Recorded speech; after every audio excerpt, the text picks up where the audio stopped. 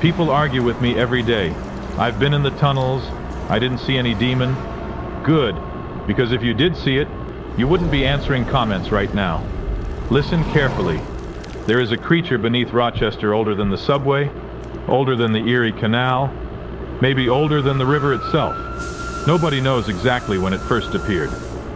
But the earliest written record is from 1814 in a private journal by a mill worker who described something crawling along the stone walls like a starving man.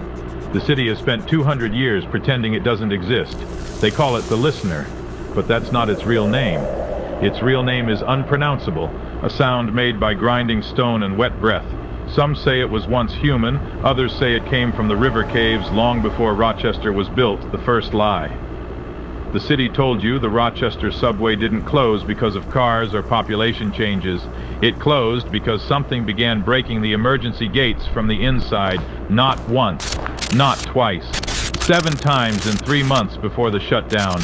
City records call it vandalism. Workers who lived long enough called it the thing that tears metal like paper. My investigation. When I went down into the sealed tunnels, I brought the best gear money could buy. A $4,000 thermal camera, a motion sensor used by structural engineers, 2 infrared microphones, a backup GoPro, and a chest-mounted body cam. I even brought salt like some idiot thinking it would help. It didn't. The first sign, something was wrong. My motion sensor started picking up footsteps behind me, but they were upside down. The device showed something walking on the ceiling. Slow, deliberate. The second sign. The temperature dropped from 52 degrees Fahrenheit to 29 degrees Fahrenheit in less than 10 seconds. My breath fogged, but the river water dripping from the ceiling stayed warm. The third sign. A whisper. Not in English, not a word. A vibration that made my teeth hurt, like something speaking from inside my skull. The cameras weren't just glitching every time I captured something important. The equipment didn't fail normally, it failed intelligently. Files corrupted in patterns shaped like handprints. Audio cut out only when the whispering started. One camera didn't break.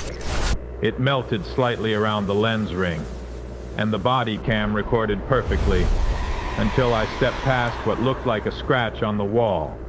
That scratch wasn't a scratch. It was a symbol. A marking carved into the stone in 1942. Right when I passed it, the body cam froze on one frame, a shadow behind me with limbs bent the wrong way.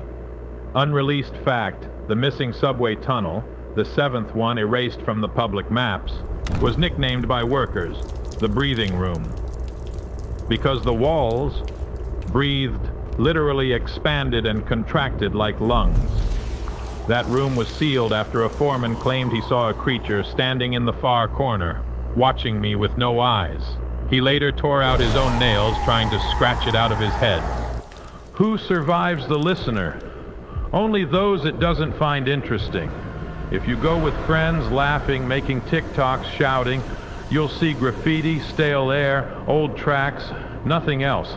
If you go alone, quietly, with fear in your chest, that's when it notices you. If you're weak, it ignores you. You're not worth the hunt.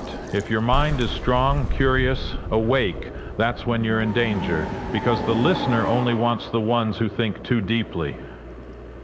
The part. Nightmare mode. No one believes when I left the tunnels I thought it was over.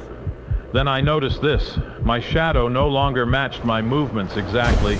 It lagged by half a second.